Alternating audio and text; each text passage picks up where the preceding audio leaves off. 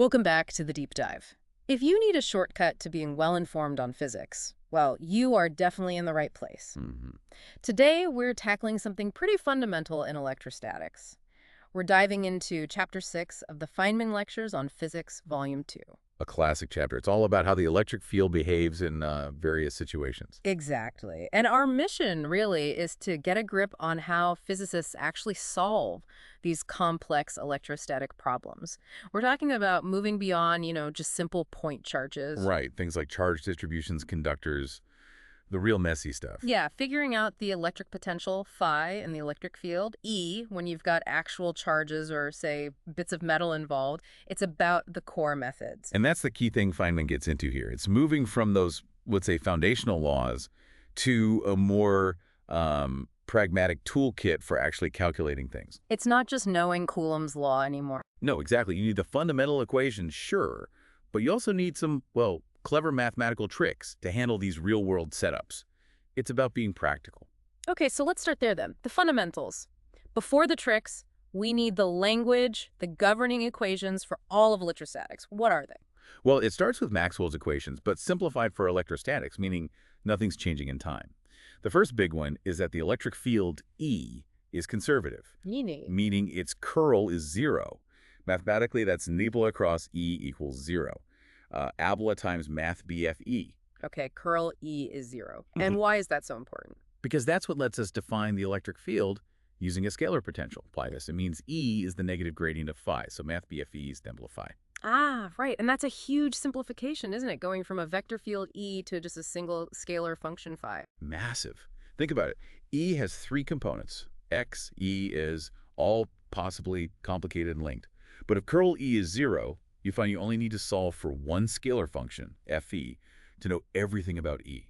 It's computationally much simpler. Saves a whole lot of work. Exactly. So that mathematical insight leads directly to the core differential equations. Precisely. Yeah. You combine the idea that math BFE with another piece of Maxwell's equations for electrostatics, Gauss's law, which relates the divergence of E to the charge density rho. Okay. Put them together, you get Poisson's equation. It looks like nabla squared phi equals minus rho over epsilon naught. Nabla 2 phi equals more epsilon. And what does that tell us physically? It links the sort of curvature or second derivative of the potential field phi to how much charge rho is sitting right there at that point in space. It governs how the potential changes based on the charges present. Got it. And there's a simpler version too. Yes, and it's incredibly important. In regions where there's no charge empty space, basically rho is zero. So Poisson's equation just becomes nabla squared phi equals zero. Nabla 2 phi equals zero. That's Laplace's equation. And solving one of those two equations, Poisson's or Laplace's, basically solves the whole electrostatic problem for that region. That's the idea. If you can solve for phi everywhere, satisfying the right conditions at the boundaries, you know everything. You can get the electric field E just by taking the gradient. And Feynman mentions this sort of prototype solution, right? Integrating the charge density. Yeah, in principle, if you knew the charge density absolutely everywhere, you could find the potential playos by just integrating Lauders over all space, using the little dependence for each little bit of charge. That works as a conceptual starting point. But often we don't know rho everywhere, especially with conductors. Exactly, which is why we need other methods. Okay, before we get to those harder methods, let's apply these basic rules to a really common setup, the electric dipole. Ah, yes, the dipole. The next step up in complexity from a single point charge. So simply put, it's just a pair of charges. Yep, equal and opposite, plus q and minus q, separated by some usually small distance, d. That's it. Now, the potential from a single charge drops off like 1 over r. What happens with a dipole? Feynman stresses it's different. It is quite different. Because you have the positive and negative charges close together, their effects tend to cancel out when you look from far away. Ah, so they sort of mask each other. Precisely. That cancellation means the potential phi falls off much faster than for a single charge. It goes like 1 over r squared. 1 over r squared. That's a key difference. A huge difference. It means the influence of a neutral object, even one with separated charges inside, vanishes much more quickly with distance. And we quantify this with the dipole moment, p. Right. The vector p is defined as the charge q times the separation vector d, pointing from negative to positive charge. Its magnitude is p equals qd. And the potential depends on this. Directly. The potential phi is proportional to the component of this dipole moment vector p that points along the line towards the observer, and it's inversely proportional to r squared, as we said. So if the potential falls like 1r2, what about the electric field, E? Since E is the gradient of phi? It falls off even faster. It goes like 1 over r cubed. Wow, 1r cubed. Compare that to a single point charge field, which is 1r squared. It's a much more rapid decay. Again, it shows how localized the effect of a dipole is. Think of a water molecule, H2O. It has a dipole moment because the oxygen pulls electrons more strongly. Right, figure 6.2 in the text shows that. Exactly. That molecule has an electric field, but it fades incredibly quickly compared to, say, a lone electron's field. And Feynman includes a diagram, figure 6.4, showing the field lines.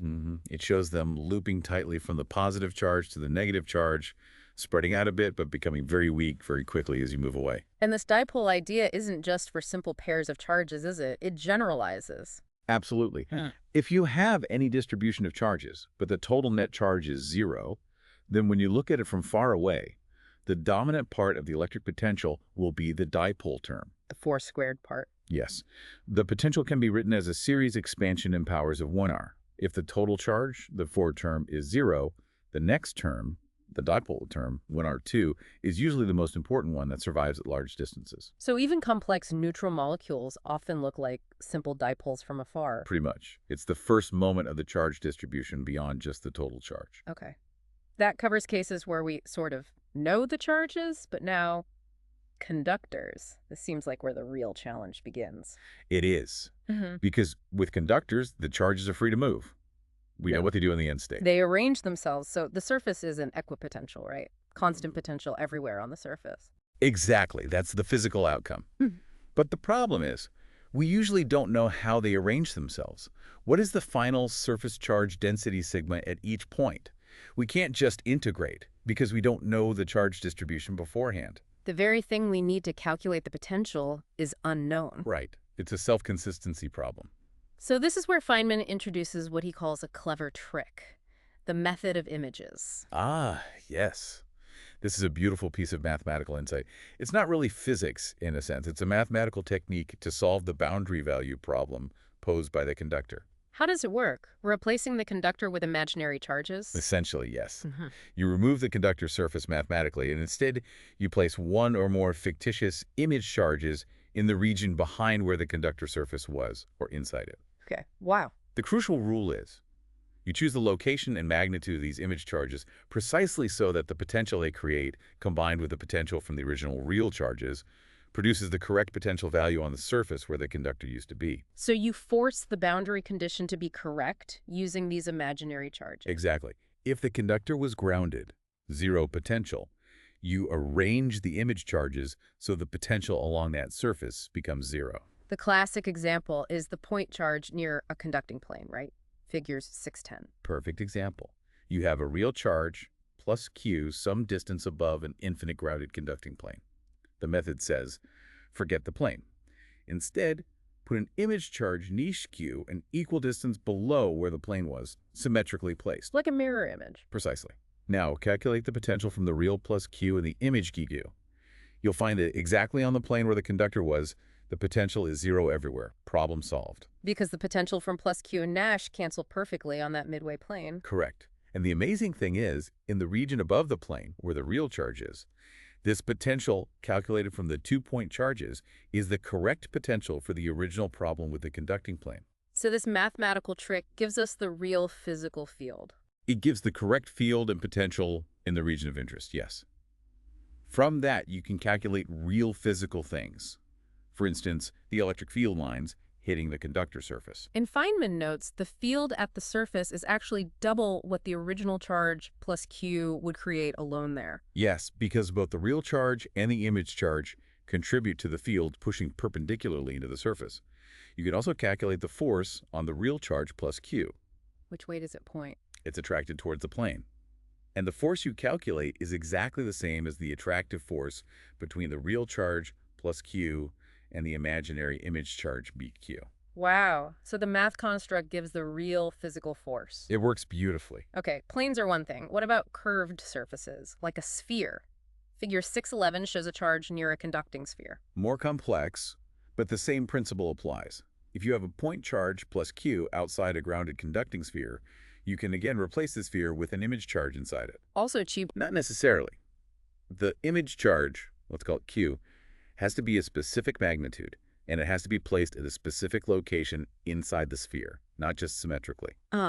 Both the magnitude q and its position v inside the sphere depend mathematically on the real charge q, its distance a from the center, and the sphere's radius r.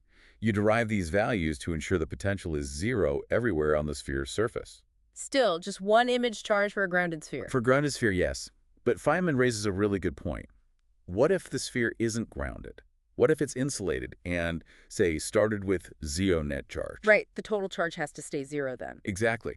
So if you place that first image charge q inside to make the surface an equipotential, you've effectively added charge q to this system. To keep the total charge zero, you need another image charge. Where does that one go? You need a second image charge, q, placed right at the very center of the sphere. That cancels out the charge of the first image charge, q, ensuring the sphere remains overall neutral while its surface is still an equipotential, though maybe not zero potential anymore. Fascinating how the boundary conditions dictate these image setups. It really shows the power and flexibility of the method.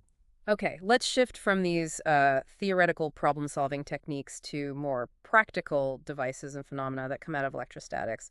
First up, capacitors, or as Feynman often calls them, condensers. Right. A capacitor is basically just two conductors, usually plates or shells, separated by an insulator or vacuum. You put charge on them, and a potential difference appears between them. We call that potential difference the voltage, V, usually Phi122. And the key property is the capacity, C. It's defined as the ratio of the charge Q stored on one of the conductors to the voltage V between them.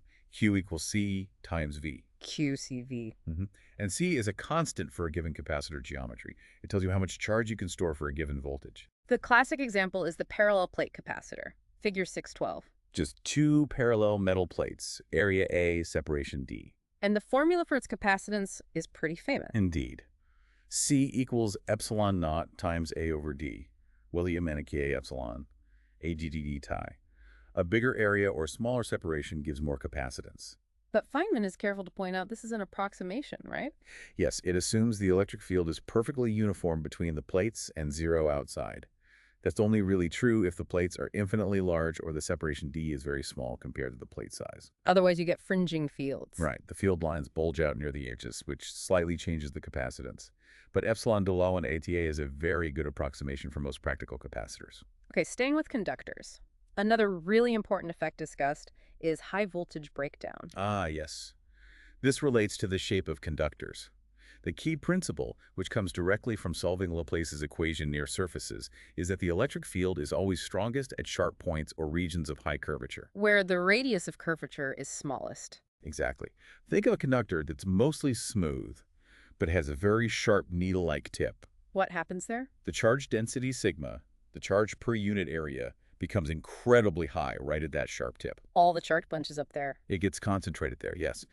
And since the electric field just outside the surface is proportional to sigma, you get an extremely intense electric field right off that sharp point. And that can cause problems. Big problems if the voltage is high enough. That intense field can literally whip electrons off air molecules right near the tip. Ionizing the air. Yes. The air breaks down, becomes conductive, you get a spark or a corona discharge. That's why high-voltage equipment is always designed with smooth, rounded surfaces to avoid sharp points where breakdown could start. But this effect, the field concentration at sharp points, can also be used, right? Absolutely. It's the principle behind the field emission microscope, a really ingenious device shown in figure 616. How does that work? You take an incredibly fine metal needle, maybe tungsten, and sharpen its tip down to a radius of curvature of maybe just a few hundred atoms. Really tiny. Extremely sharp. Then you place it in a vacuum and apply a strong negative voltage relative to a fluorescent screen nearby. Okay. Because the tip is so incredibly sharp, even a moderate voltage creates an absolutely enormous electric field right at the tip surface. Strong enough to pull electrons directly out of the metal atoms. That's field emission. The field itself extracts the electrons. Yes. And these emitted electrons then fly outwards, following the electric field lines towards the screen. Since the field lines diverge radially from the sharp tip, They spread out. they spread out. projecting a hugely magnified image of the tip surface onto the fluorescent screen. And you can see atoms. You can actually see patterns related to the atomic structure of the tip material. The brightness on the screen corresponds to regions on the tip where electrons are emitted more easily. Yeah. The magnification can be millions of times. It's an amazing application of that electrostatic field concentration principle. That really ties it all together. Okay, let's recap the journey through this chapter. We started with the basic language. Poisson's and Laplace's equations derived from the idea of the scalar potential phi. Where epsilon is epsilon taller and a level of phi, the foundation. Then we looked at the dipole, a fundamental building block, and saw its unique potential fall-off, that crucial 1 over r squared dependence. And the 1 over r cubed field, very important. Then came the big problem-solving technique for conductors, the method of images, a mathematical substitution that gives real physical answers. A very powerful tool for dealing with those tricky unknown charge distributions on surfaces. And finally, we saw the practical side. Capacitors storing charge, defined by Q ex EV, and the physics of high fields at sharp points leading to breakdown, but also to incredible devices like the field emission microscope. I think the core lesson really running through all of it is the power and utility of thinking in terms of the potential, phi. It simplifies the vector nature of the field. It elegantly handles boundary conditions. It's just the most effective way to approach and solve these electrostatic problems. The math of potential unlocks the physics of the field. Beautifully put. The abstraction turns out to be the most practical tool. So as we finish up, here's something to think about. That method of images. We solved real physics problems, like the force on a charge near a metal plate, by inventing an imaginary image charge that isn't actually there. A mathematical construct. If our description of reality works perfectly, using mathematical tools that represent things which don't physically exist in the scenario, what does that really tell us about the relationship between the mathematics we use and the physical universe itself? Is the math just a tool, or is it somehow mirroring a deeper structure? That's a deep one to ponder. Indeed. Something for you to consider. Thanks for joining us for this deep dive into the electric field in various circumstances. Thanks for listening. We'll see you next time on The Deep Dive.